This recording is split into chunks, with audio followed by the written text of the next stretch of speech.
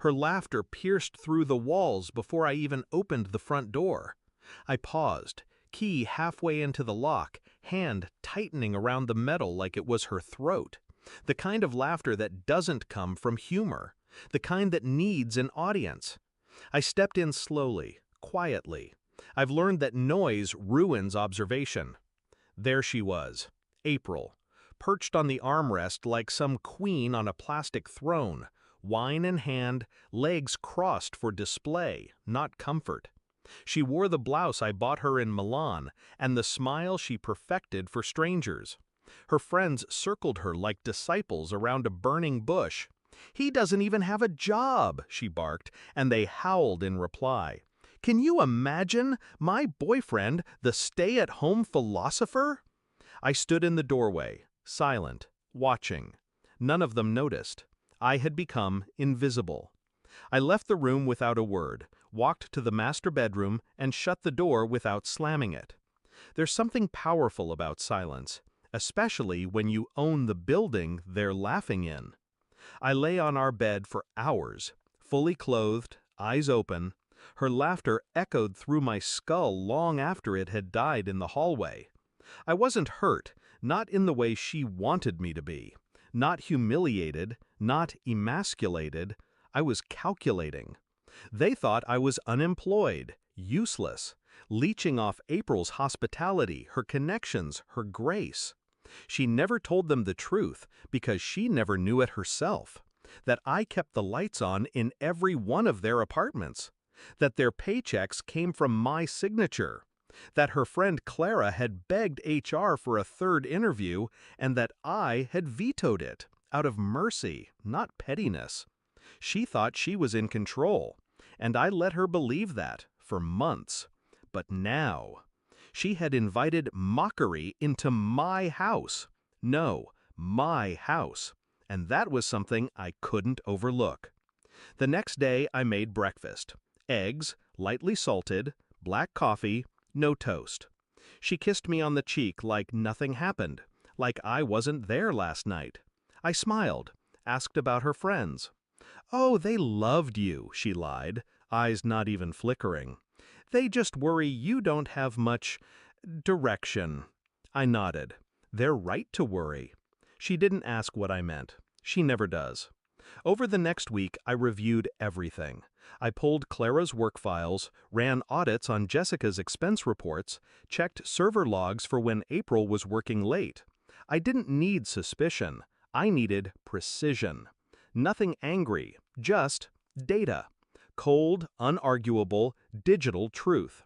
By Friday, the evidence was printed and bound. No confrontation yet. I wanted them comfortable before I gutted them. I invited her and her friends to a networking dinner. Told her I finally wanted to try getting into her world. She laughed. "Wear something clean." We met in the executive lounge of the building they all worked in. My building. They didn't know that, of course, not yet. They wore their best disguises. Perfume, pearls, polite condescension, all teeth and lipstick. April clung to my arm like she was showing off a rescued stray. "I'm just proud he's finally trying," she said, loud enough for the table to hear. "He was even nervous." I wasn't. I waited until drinks were poured, until the second toast, until Jessica made a joke about men finding purpose when the money runs out. That's when I stood. I pulled out 4 manila envelopes and placed them on the table, one by one.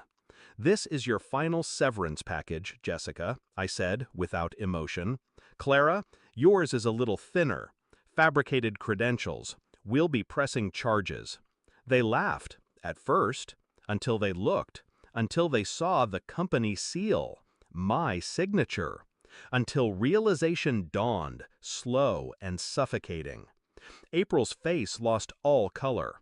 "What is this?" "My company," I said, coldly, "and you just got your friends fired." She followed me out into the hallway. The party had disintegrated. The air had turned to ash. "You lied to me," she said, but her voice was brittle now, hollow. "No," I replied. "You never asked the right questions." She trembled. You planned this? I turned to her, calm, composed. No, April, you planned this. When you chose to humiliate me. When you laughed. A pause. Then I added, you mocked the man who pays your rent. I didn't know. You didn't care. She tried to touch my arm. I stepped back. There's more, I said. I handed her one last envelope. Inside, a termination letter, addressed to her. Her role dissolved. But I don't even work for. You did. You just didn't know it. I walked away before she could cry, if she did.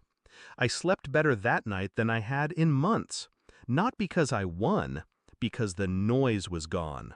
The laughter, the condescension, the illusion. I didn't need revenge. I needed clarity.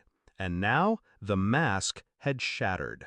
She showed them who I wasn't, so I showed them who I was. Finality isn't always loud. Sometimes it walks out without saying goodbye.